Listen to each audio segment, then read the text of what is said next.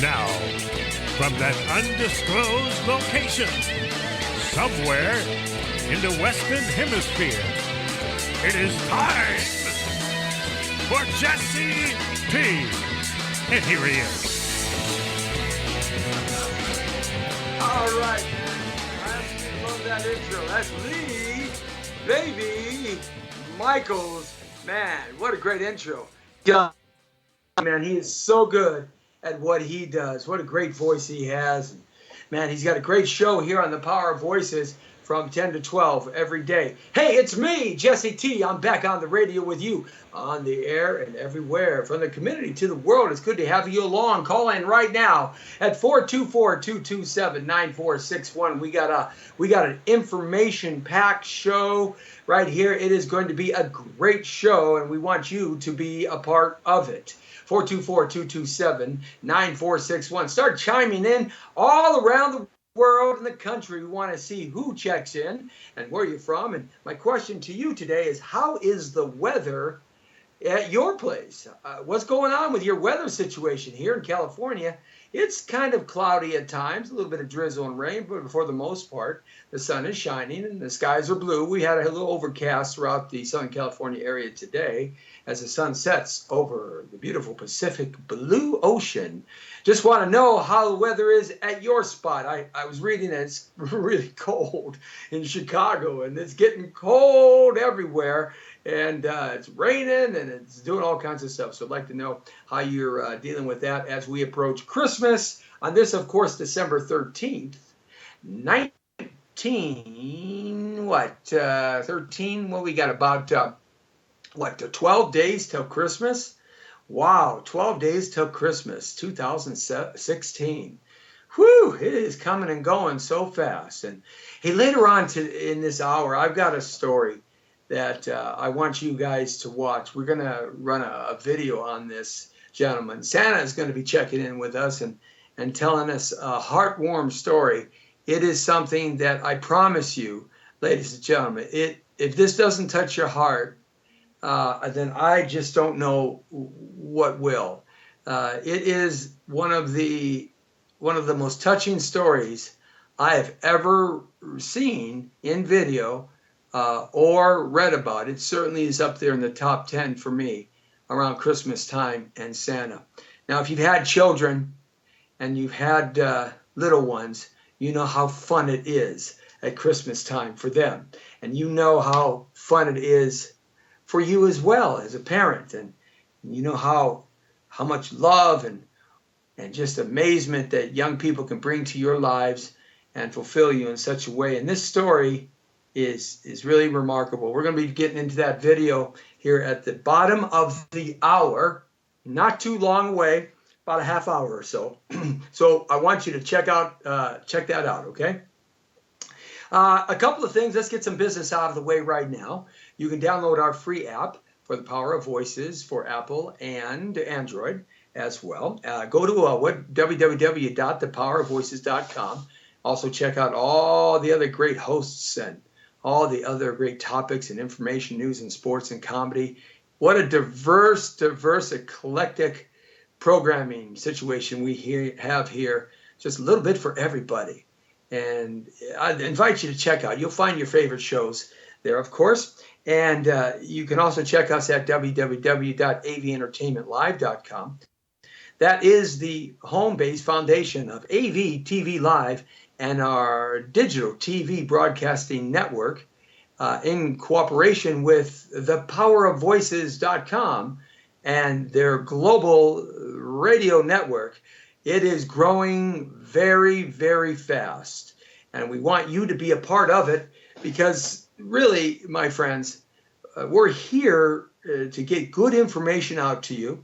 Sometimes it's commentary, editorial. Sometimes it's slanted. Sometimes it isn't. Sometimes it's really emotional. Sometimes it's hardcore. Sometimes it's a lot of fun. But we want you to get the information to make your own choices and decisions about what you think is right and what you think is wrong. And hopefully some of the info and the news and the entertainment that we provide you gives you some hope and direction towards those fantastic financial and personal goals that we all want to meet rolling into 2017.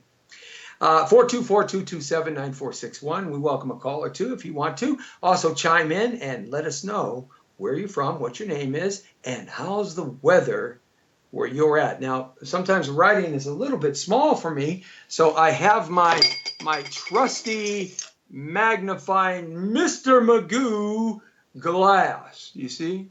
I got glasses. I'm gonna go to the doctor's tomorrow. I'm gonna get some new glasses. But until then, I might have to Mr. Magoo this a little bit, you know. Sherlock Holmes. That's right. I might have to do that and switch to this eye here. You know, this magnifying glass, folks, is 105 years old. This is solid brass, and this lens was cut 105 years ago. It's got a little chip in it right here. And this is kind of one of those things that's been handed down in my family. And it is the best magnifying glass I've ever had. It's one of the best. So if you see me using this today, hey, come on now. The brown beauty on duty's eyeballs sometimes need a little bit of help. Also, check us out on YouTube Live and the Power of Voices. And we're soon going to be on Instagram Live. We're working those technical issues out right now. We're going to be one of the first ones to be on Instagram Live, and it's going to blow Facebook Live away. Oh, yeah. And we want you to participate with that. We'll give you all the right information when we hook that up. We're working feverishly. Yes, the little techno elves in the background are working really feverishly. You can hear them, you know. You can hear them. Can you hear them? Can you? All right. They're working. Hey, keep it down. Okay. They're working feverishly to get that stuff together for us. Also, check us out on Bamboozle, YouPeak Upstream. And occasionally we bounce out to Periscope and live stream. I usually try to do some Snapchat and an Instagram afterwards in that respect. But you can always archive us at the www.thepowervoices.com. All right, now that we got that general business out of the way, I wanted to jump into a topic that is very near and dear to my heart. And I'm gonna be a little bit, I guess what we can say, selfish today about this topic. And one of the reasons why I'm going to be a little bit selfish about this topic is because it's been something I've been working on in front and back, side to side, up and down for some period of time. And that is human trafficking. A bit of a serious topic to start off the Jesse T Show, but something came across my way today that is really one of the most disgusting things I've read about. And this being the holiday season,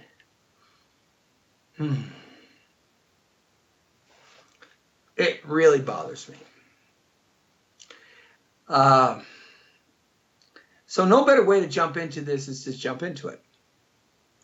About 7 to 10 years ago or so, I got involved with fighting prostitution, pimping, and those Johns, circling around the North Hollywood Sun Valley area here in California, a suburb of downtown Los Angeles. I got involved in that because that was my hometown, Burbank, Sun Valley area, and this prostitution problem had grown to the point where right in the middle of the day, the prostitutes were running down the middle of the street with no underwear on and flashing guys all day, 24/7, 7 days a week, and the police were doing nothing about it. And the community was doing nothing about it, which really disappointed me. One of my friends was involved in it because her business is right on the corner there. So I finally got so disgusted, and I know she had been fighting it for a little while, and I jumped in with her and I said, look, give me every piece of information that you've collected in a file about what's going on here, because I'm sick and tired of it. And that was a light that just went out. I'm sick and tired of it, and I'm going to do something about this. So I said to her, please give me that file. So she did.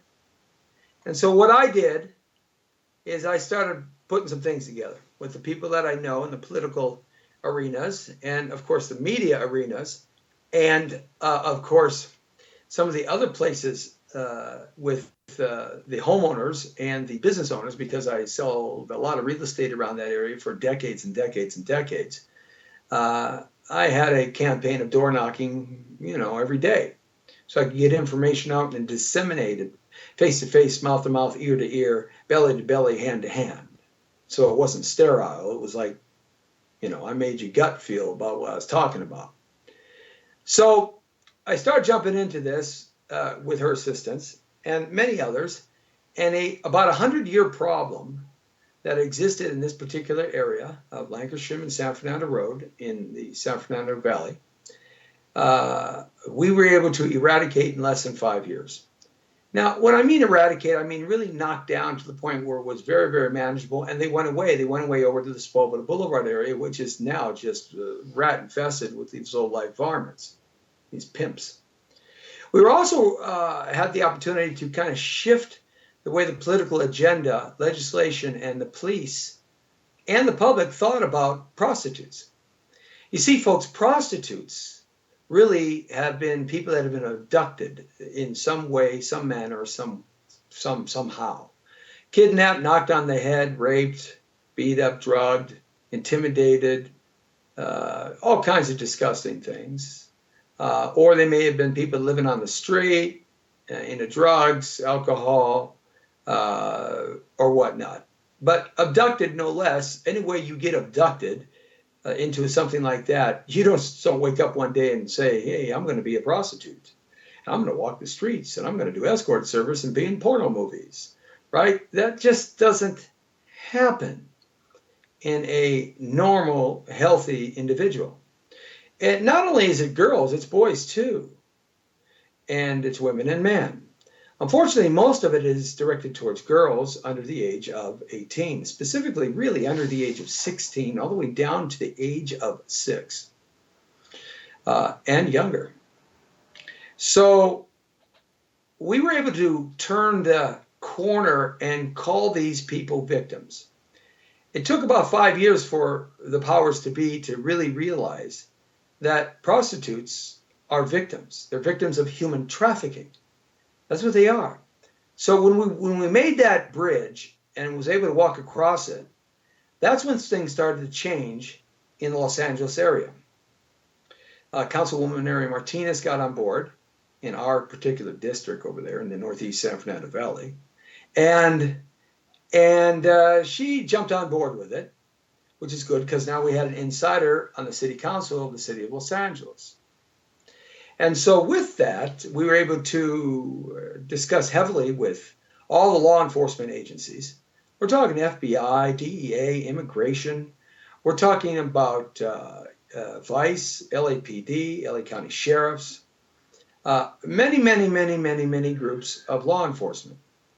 And we combined forces, and then we combined forces with the churches and the nonprofits and the activists that are very community-oriented. And we combined forces with my get out the vote kind of idea, but my get out the information to thousands and thousands, like 30,000 homes I door knocked in a 5-year period. Actually less, about 3 years. And the businesses too that this kind of behavior really affects when it's on their doorstep. So we were able to kind of get all these troops together, and we started to turn the tide about 2 years ago. And the Los Angeles City Council, the mayor, and LA Chief of Police, Chief Charlie Beck, finally figured out that they wanted to put together a task force with lots of political pressure and, hey, just me, Jesse T, in your face all the time, and not ever giving up, no matter what they say about me, no matter what they call me, no matter what they think about me. I wrote letters and campaigns, was on TV news, radio, the internet, emailing, tweeting. I mean, I was like the squeaky wheel that got the oil. I was like the squeaky giant earth mover wheel that got the oil. And never, ever stopping. So with that, we were able to finally get everybody to start thinking on the same page. So they created a task force here in Los Angeles, the Human Trafficking Task Force. And that's still in effect today, though they have changed it around a little bit very disappointed in that. But it seems like the city of Los Angeles is now directing their number one issues to homeless and illegal dumping. Big problem throughout the whole city of Los Angeles and the county. I don't care what community you're in, wealthy, elite, or poor and underclass. It doesn't make any difference. So we were able to really clean up this area. With that, that brought lots of attention to a group that we created called CAHT, C-A-H-T, the Coalition Against Human Trafficking. And when we put that together, we were able to organize and bring together lots of forces and start going at the state and then at the federal level. And that's what we're doing now as we are turning it into a nonprofit and getting funding through the state and the federal level to help victims restart their lives. The Jesse T. Restart program with Coalition Against Human Trafficking and CAHT. So we're going to restart victims, the ones, the few, the very few that get rescued. Only about 3% nationwide ever get rescued out of human trafficking. Most of them end up dead after 7 years. It doesn't matter about their age. They never see their families again, and that's the end of that. And that also brings us over into child abuse. For me, actually, it started 15 years ago with child abuse. Because essentially, what is it, folks? Think about that. It's child abuse, right? So I fight child abuse too. I also fight women abuse, women that get beat by their men. The dirty, dastardly cowards these men are. And beat up on a woman. Go ahead. But hey, why don't you face me, bro? Face me and see what happens. I'm not going to say I'm going to knock you out, but I'm going to tell you what. After I get back up, I'm coming at you again. And I'm going to get back up and come at you again. But when I come at you, I come at you not only with me, I come at you with the power of the LAPD. All right? So we're out there doing our stakeouts and stuff like this and helping folks and trying to do stuff. We backed off a little bit on that, but that's going to start up here in 2017. We also have a program called The Hunter, starring myself, hunting down human traffickers. And that's going to be a real-time, real-life, reality-based drama. So that's going to even bring more attention to what we're doing there. Now, I give you that background setup because I want you to understand this is near and dear to my heart. Very near and dear to my heart. And if you don't understand how important this is, let me set up a situation. One day, mom and dad are at work, you, and your daughter, who comes home at 3:30 every day, and she doesn't come home. So you call her friends, her cell phone. Doesn't work. You call her buddies, call the school. We saw her leave. So now you start really, really getting scared. So you call the local police department and they say, sorry, we can't do anything for you. There's got to be 3 days unless you can point us in the right direction where you think they were lost right now. It's kind of what happens. All right, well, this is what happens during that 3-day period to your little 12 or 14-year-old girl. You ready? It's going to be shocking, and I'm going to be straightforward. When she was walking home from school, she walked across the bridge, maybe the freeway, maybe the river. Maybe she walked across the bridge, across muddy flats. Maybe she turned a corner where it's darker or there's less people that can see. There's no cameras. And a van pulls up beside her. And someone says, hey, how you doing? Let's use a fictitious name, Cindy. How you doing, Cindy? And it's another little girl. Let's say her name is Julie. Well, Julie had befriended Cindy on Facebook, on Instagram Live, on Snapchat. Julie had befriended Cindy through the social networks. And they became really good pals. And Julie invited Cindy to a party after school on a Friday, only for 20 minutes. And so Cindy jumps in the van with Julie. And the minute that Cindy jumps in the van with Julie, what happens is she's knocked out, raped by 3 guys, because Julie is actually 25 years old, but she just looks young. She's raped by 3 guys, and she's raped profusely until they get her at least 100 miles away. And they put her in some house, apartment, and then there's another group of guys in there that rape her, sodomize her, beat her some more. She's naked. They don't allow her to take a bath. She's a bloody mess and everything else. And then they don't feed her. They don't give her water. They beat her and rape her some more all night. And then what they do is they take Cindy and they go out to a third house. And that house crosses the state line. And they rape and they beat her with a whole set of other guys. And they tell her they're going to kill their mother, kill their father, kill their brother and sister, blow their house up, so they don't run away.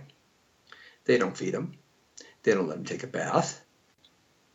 And they put them in a house, and there they sit until the crying is done. And when they cry, they get slapped and beat and raped. And a lot of times they get shot up with heroin. Or they get forced to take pills. They turn them into drug addicts. So they got a need and a desire. Then within about a week, they get cleaned up. And the first thing they put them, right now, number 1, on the internet. They're pretty. If they're ugly, they put them on the street. If they're pretty, they put them on the internet. If they're in between, they put them on an escort service. That's what they do. It's that simple. So now Cindy becomes a whore, a prostitute, because she can't run away. She's 4 states away. And here's the triangle that they use. Here in Los Angeles, they go from Los Angeles. They go to Phoenix, Arizona. They go to Las Vegas. And they come back to Los Angeles. That's what they do. Los Angeles, Phoenix, Arizona, and Las Vegas. That's what they do. Now, what do you think mom and dad are doing? Mom and dad, what do you think you're doing? What do you think the police can do? Nothing. So you hire a private investigator. Can't do anything. Nothing. Cindy is gone. Cindy was 12 years old. And Cindy is gone. You understand what I'm saying? Gone. And in 7 years, Cindy will be dead.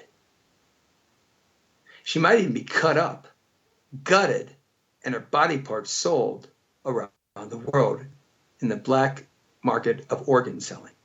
She might even get pregnant, have the baby, have her throat cut.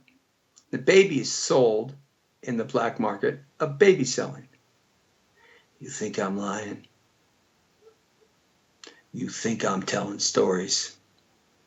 This ain't no Hollywood script. I'm going to tell you something right now. I have seen some of this. You understand? This is no joke.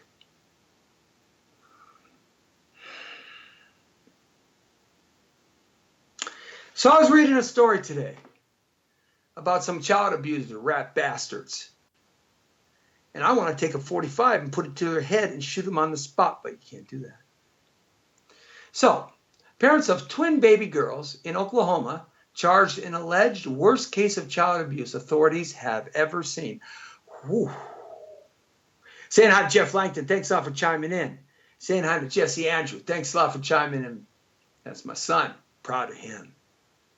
The parents of 2 allegedly neglected and malnourished twin baby girls were arrested in what doctors and police in Oklahoma say was the worst case of child abuse that they had seen people in their lifetimes. Kevin Fowler, 25 years old, and Aslyn Miller, 24, were both arrested Saturday on child abuse charges after nurses working at an area urgent care facility contacted the Owasso police, according to arrest reports. The nurses had been treating the twins for an unspecified medical condition. And notice that both children had severe diaper rash and bed sores, the report says. Nurses also found feces in one of the child's ear, while the other baby had a strand of hair wrapped tightly around one of its fingers. The arrest reports indicate the baby's finger had become infected as a result, and that the skin had started growing over the hair. Both babies were extremely skinny, malnourished, with one being described in the police reports as looking like a skeleton. Have you ever seen those World War II pictures of Auschwitz and the Jewish people that were rescued and what they looked like? The arrest reports allegedly interviewed Fowler and Miller, who said they were new parents and not accustomed to caring for babies. Miller allegedly told detectives that the children seemed malnourished because they were born prematurely. Miller also allegedly told police the couple didn't have health insurance, so they let their children's health problems persist. She also said the babies had not seen a physician since their birth.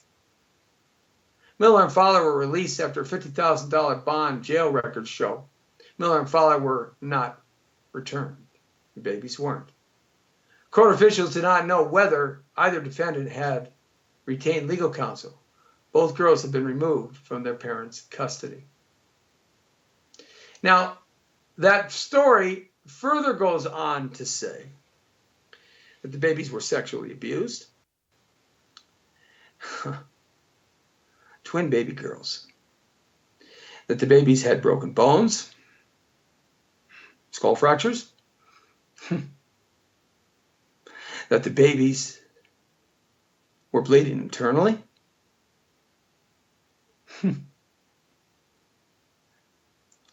That the babies even had a hard time crying because they had absolute dehydration.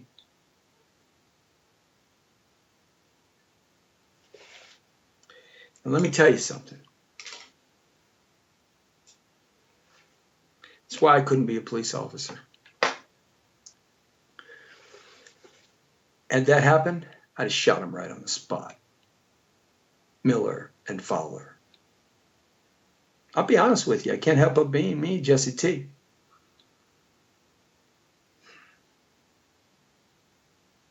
Can you imagine? Can you imagine?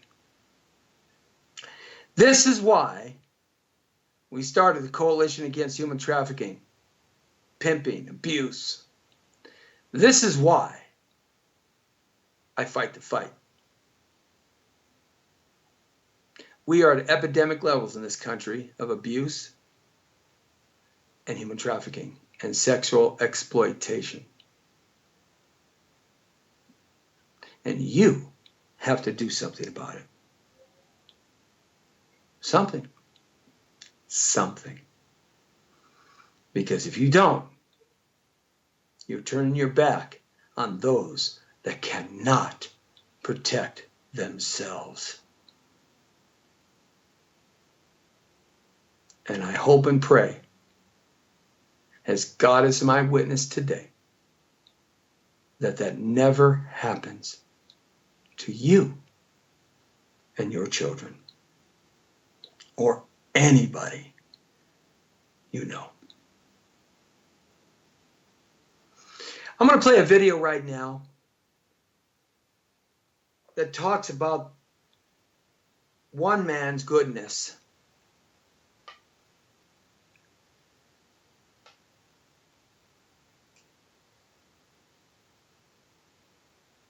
And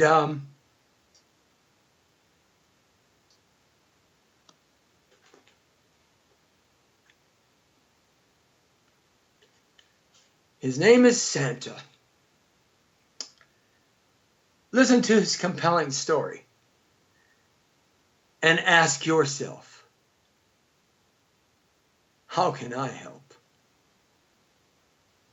All right, Lee, hit that video for me, brother. Thank you. You know, kids look at things completely different. He was more concerned about missing Christmas than he was of dying. You know, for us, it's completely ridiculous. Not for them, you know. They haven't fathomed yet what dying really is all about, you know. So, when I got there, is my job was to make sure that he got Christmas, you know, and that's got to be happy and it's got to be a fun time, you know. Hard to do when your family members are just, they're in a bad way right now, you know. And to try to tell him, look, I got to be the happy guy. I got to be the guy that goes in there and makes him feel like he's number one and all that kind of stuff. Now, if you're going to lose it, you know, excuse me, he says, please step out of the room, you know, go out in the hallway and cry or whatever, you know. Afterwards, I'll sit out there, I'll cry with you, you know, but I can't have you doing that here, you know. So if you think you're going to lose it, just leave the room, you know. But until then, you're fine, you know. So I walk in there, and the mother had given me a gift to give to him, something he was always wanting, Paw Patrols, you know. So I walk in, and he is just kind of looking like he's about ready to fall asleep. He's just so tired and drained, you know. And I turn around and look, and there was nobody else in the room with me. They all stayed in the hallway, you know. Now, and as you know, in ICUs, you don't have much doors. You don't have walls. You have glass. So everybody can see what's going on, you know. So I could still see him out there, and that was bothering me. So I kind of went up to the table or on the bed with him and sat down with my back towards the windows, you know. And all you can do is you have to start up that jolly voice, you know, that kind of stuff, you know. Since, what's this I hear you're going to be missing Christmas this year? Yeah, you tell me I'm dying. Really? Well, you're not going to miss Christmas. Y'all's already had your present already made. We knew you wanted this for a long period, for a long time. And he's like, really? Yeah, sure. And I got it right here for you. And brought it up to him, and he could barely unwrap it, you know. So I helped him. And he saw the Paw Patrols, and that put a grin on his face, you know, and he kind of laid back in the pillow. And he just kind of looked at me and says, no. He says, they tell me I'm dying. I says, you know, he just kind of looked like he had that look on his face, like he wasn't really grasping it, you know. And I'm like, can you do me a favor? And he goes, sure. But he was just like that, you know, sure, you know, that kind of thing. It says, you get up those pearly gates, you just tell them you're Santa's number one elf. You're like, I am?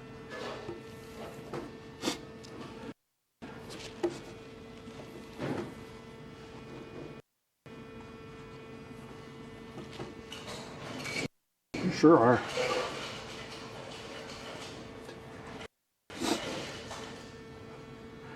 They'll let you in for, I'm sure they'll let you right in.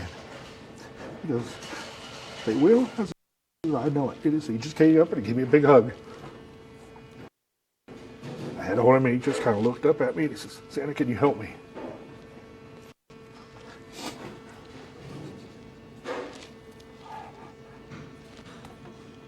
And that's when he passed. I just felt him go limp. I didn't know if he passed out or me. And I looked at him. He was all sucked in, and I kind of looked back to the window, and that's when the mother started yelling and screaming, no, not yet. So they came running in. I handed their son. I took off running.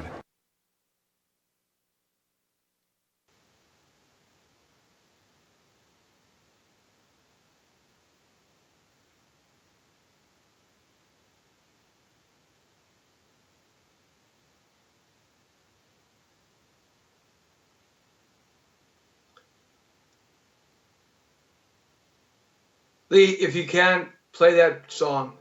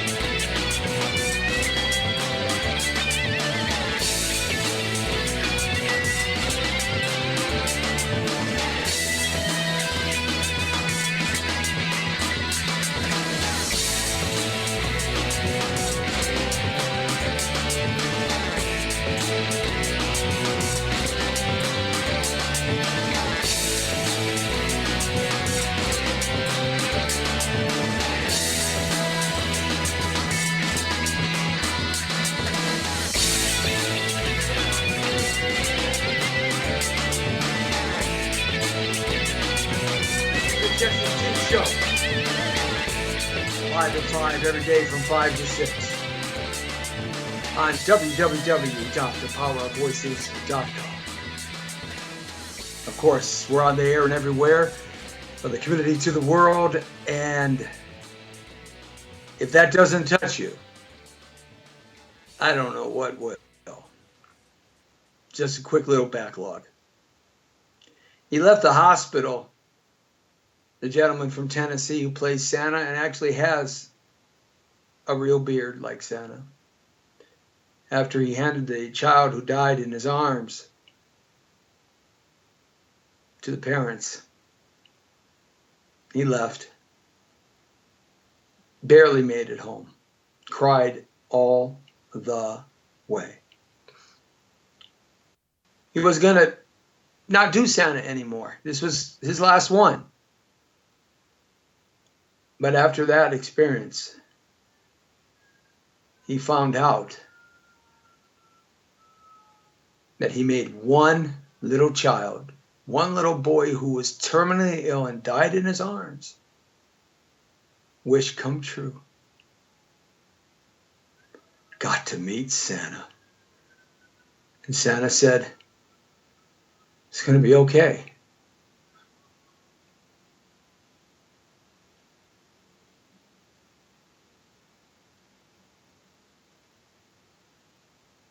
Now you understand why I hate, with a big H-A-T-E, those people who abuse children. I hate them. And if you are one of them, and I ever come across your path, I will be the last free face you will ever see.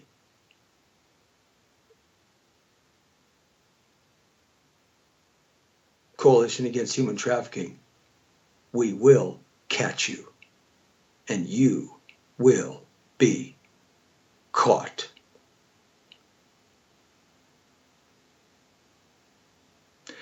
Okay, on to something else.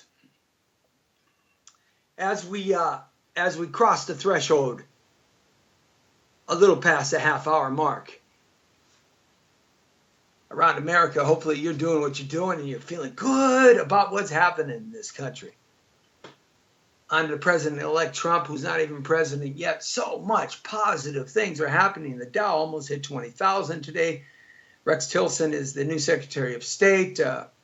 Governor Perry, who couldn't remember the Energy Department in his run for presidency. Remember that? He's now the head of Energy Department. He wanted to get rid of the Energy Department. So what better guy to be the head of the Energy Department and really cut back on all those regulations that the Obama administration put into play? What better guy than to be the guy who wanted to get rid of it? Rick Perry, good governor though, man. He turned the state of Texas around. I mean, he did. He would come here and solicit companies to move from here because we were killing them in taxes in California, business taxes. I mean, high as 50%. And he switched them over to come to Texas. And man, they left this state like a wildfire. And they still are. Thanks, Governor Jerry, idiot, knucklehead Brown, and the Assembly and our senators. That's what you get when you get a left-wing liberal left state. Anyhow, so lots of good things happening. Today, Donald Trump met with one of the greatest running backs of all time, and some will say the greatest running back of all time, Jim Brown, the Cleveland Browns. Remember Jim Brown? Oh, this guy, folks, he's an older man now, but he had retired even before I was born. He was the creation of the power back. He was the ultimate power back. I mean, I don't know of another one that may have had the power and speed that Jim Brown had. But maybe Earl Campbell did. Because Earl Campbell was huge. The Houston Oilers. Earl Campbell was unbelievable. and he had speed and power. But Jim Brown laid that mark, and he was terrific. Funny guy in the movies too, you know. I've seen a lot of his movies, and he's a great, great, fun guy to watch. Not an Academy Award-winning actor, but just fun guy to watch. You don't want to mess with Jim Brown. Downtown Jim Brown, you don't want to mess with. That's a guy that, you know, you don't want to mess with. Anyhow, so he met with Donald Trump today. He and other NFL Hall of Famer Ray Lewis. Remember Ray Lewis? Whew, what a stud. I mean, Ray Lewis was unbelievable. That guy could hit you. He'd hit you so hard, it would be like a giant elephant hitting you. I mean, the guy just rocked people's bodies. Ray Lewis was great. And the Reverend, who was always on with Fox, excuse me, he was there too as well. And so they met with President-elect Trump today, and they had a long conversation with President-elect Trump, talking all about issues, not African-American issues or black issues at all. But of course, that was a primary function, but talking about poor people and how the inner cities have fallen apart and how the crime and the gangs and the violence and no employment, no jobs, poor health insurance, lack of food and good water, and trash in the streets, and the decomposing of buildings and all of this stuff. They had a long conversation, and we're going to let Jim Brown in just a few minutes tell you about that conversation. But one of the things I did want to make note here, which I think I haven't seen, I honestly was thinking about this today. I have not seen ever in my lifetime, even going back to the first president who I voted for was Reagan, when I could vote for the first time. I have not seen Reagan, Bush 1, Clinton, Bush 2, Obama reach out like President-elect Trump is. It's mind-boggling to me. I never have seen a time when so many people are coming to express themselves and their ideas to the president-elect. Bill Gates was there earlier in the morning in New York. Kanye West, who I can't stand, who I think is just a disgusting person, at least his public persona is. I don't know him as a personal person, but I don't like what he represents. He even met with the president today, and Jim Brown met with the president today. It's unheard of. It's unprecedented. The job creation that President Trump, is already doing, and how he's going to direct so much focus and opportunity to the inner cities for Latinos, for poor white people, for poor black people, for poor Asian people, for indigenous people. I mean, the inner cities, you know what I'm talking about, across this nation. It's so exciting to see that somebody, even to the people that hated his guts for the last 2 years, he's reaching across and bringing them into his fold. This is unprecedented. Bill Gates called him the next JFK. Now, we're talking about a guy who's not stupid. He's worth like $80 billion, Bill Gates.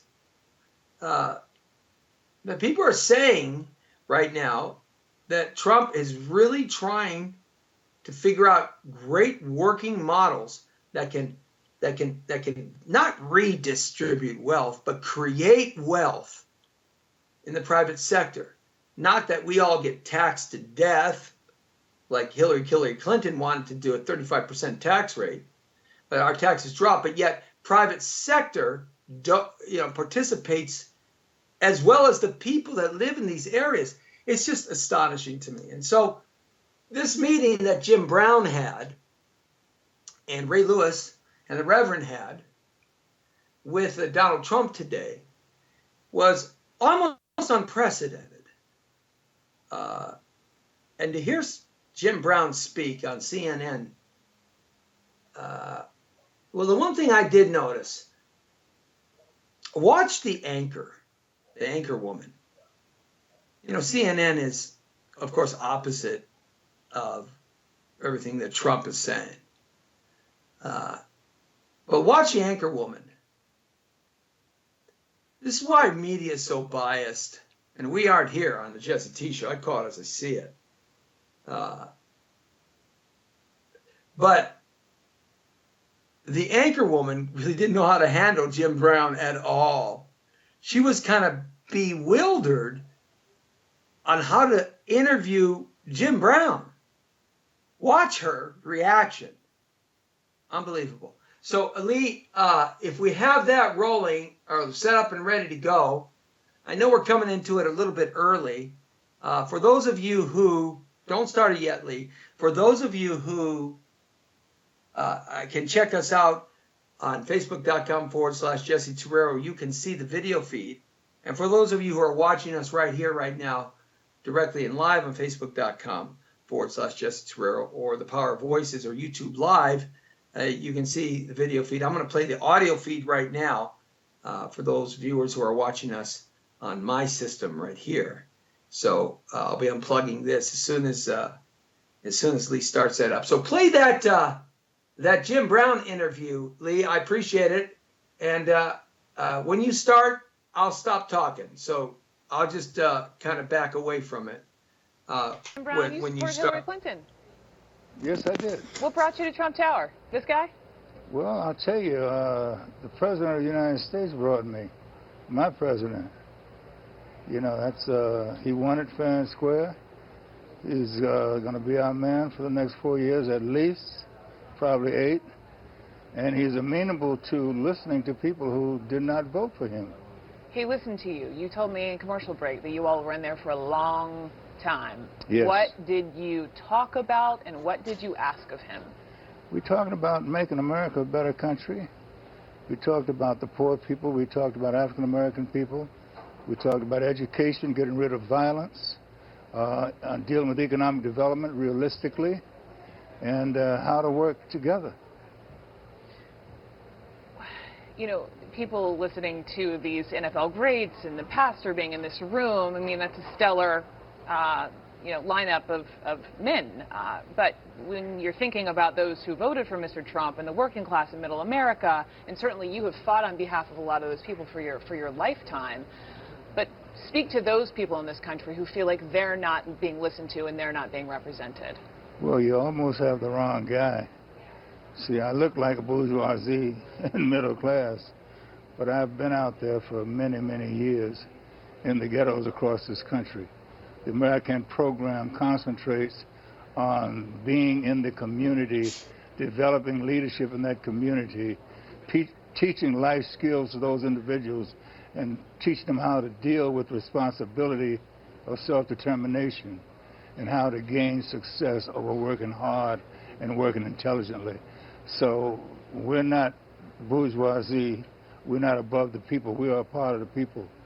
And I can't speak for the pastor, sure, but I fell in love with him because he really talks about helping African American black people, and that's why I'm here. You fell in love with Donald Trump today. Well, it isn't really about just Donald Trump. It's about him and the position he occupies.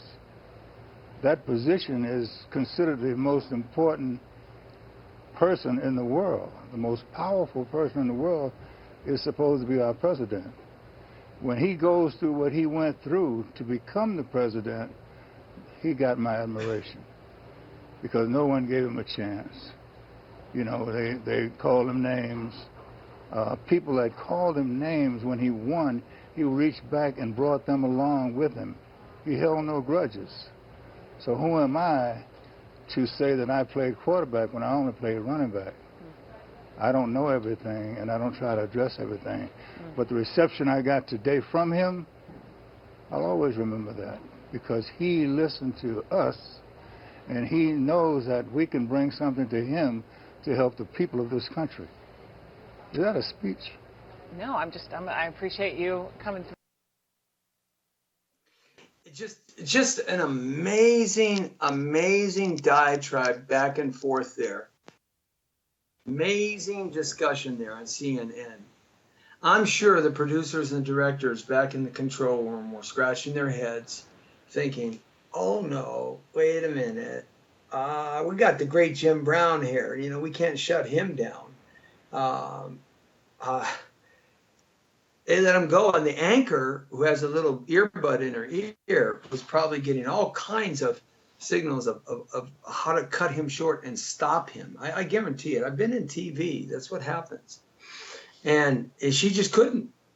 She just couldn't, because you know something? Right always prevails. Right always prevails.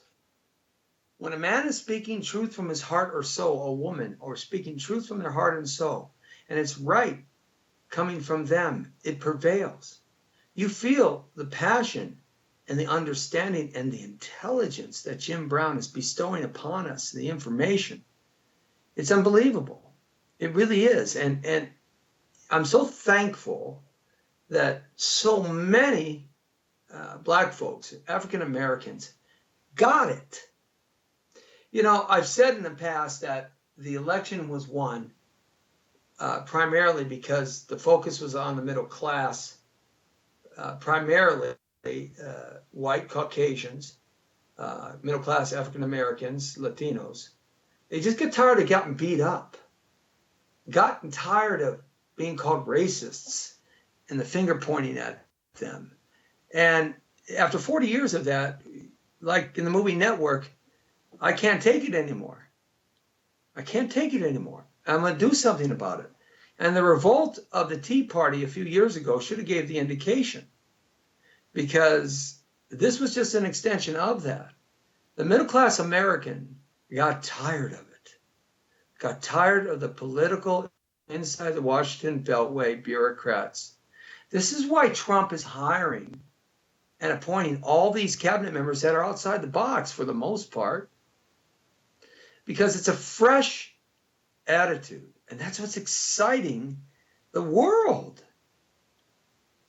Yeah. See, America is a business. It's about jobs. You don't have a job, you don't got in America. You could live in the deserts. Doesn't matter. But you got a job. You can make something of yourself. Like the Frank Sinatra song, you know, New York, New York. Go listen to that. If you can make it there, you can make it anywhere. And so that's sort of what we lost in this country for 40 years. And that song was a big hit for Frank Sinatra in the 1980s. So I'm not messing around with the time here. So this is what Trump's bringing. And guys like Ray Lewis and the Reverend and my buddy Larry Elder and Jim Brown and Denzel Washington, Mike Tyson, the whole dynamic of African-American businessmen, sports athletes, entertainers are understanding, Herman Cain are understanding, and women too, that this is something different. And if we can make it happen together, my oh my, how things could be changed. And that's what Jim Brown brings to this. And that's what that interview brings to this. I mean, just today, IBM lays out plans to hire 25,000 people in the U.S. and invest $1 billion over the next 4 years. Come on, when was the last time you heard IBM? Apple is very much considering moving all of their, or a huge portion of their Apple phone manufacturing back to America. I was reading an article about a week ago. When was the last time you heard that? And it's because, folks, it's not because of Trump. It's because he's going to cut the business tax down to 17%. They can make a profit. Not to say that they're not going to close down those plants, but they're going to bring jobs back to America. See, Trump is a deal maker, and that's what we needed. I've argued that point for 20 years, that we need a deal maker, a businessman. We talked about that yesterday. So when you start looking at that, the 350 ship army he's talking about, Okay, what does that really mean in real life? The 350 ship army, what our Navy, that is. What does that really mean? Well, that means more of what we have already. It also means the fact that those are high-paying jobs. All right, we're talking about high-paying jobs. We're talking about more aircraft carriers, more planes, more frigates, more cruisers. We're talking about more submarines. We're talking about going to 11 cruiser battalions or 11 carrier groups around the world. We're talking about technical jobs, labor jobs, manufacturing jobs, all kinds of jobs, and the subsidiary jobs that affect these plants where they build these ships. The restaurants, the cleaners, the gas stations, the shoe stores, the malls, the properties, the houses, the property taxes. All of this stuff is what we're talking about. Guys, come on now. Put one and one together. Do you think that there's not going to be anybody but white people working in those jobs? The day of the white people only is over with. When you gonna get that through your head? All right? We had a black president for 8 years. That set precedent in our historical perspective. How wonderful was that to happen? Obama was the wrong guy. He wasn't a very good president, but nevertheless, the bottom line is the American public voted white, black, brown, indigenous people, Asian people for Obama twice. Right? So what I'm saying is you got to give the guy a chance because he's going to bring jobs back, and he's already doing it. And Western Main Street media are a bunch of whiny little crybabies. And if you watch that interview, just watch how that anchor woman was perplexed. It's like her brain went.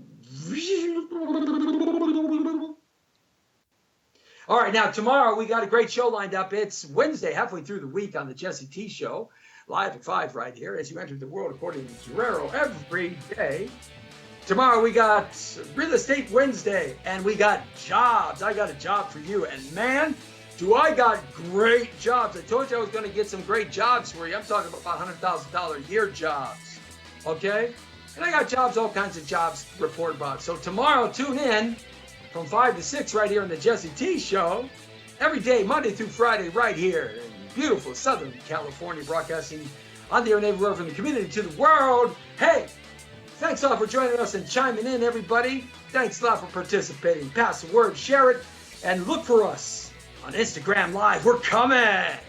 Hey, it's the Brown Beauty, and I'm going to be off duty and let you go. The world according to Guerrero, you're straight on the point. See ya.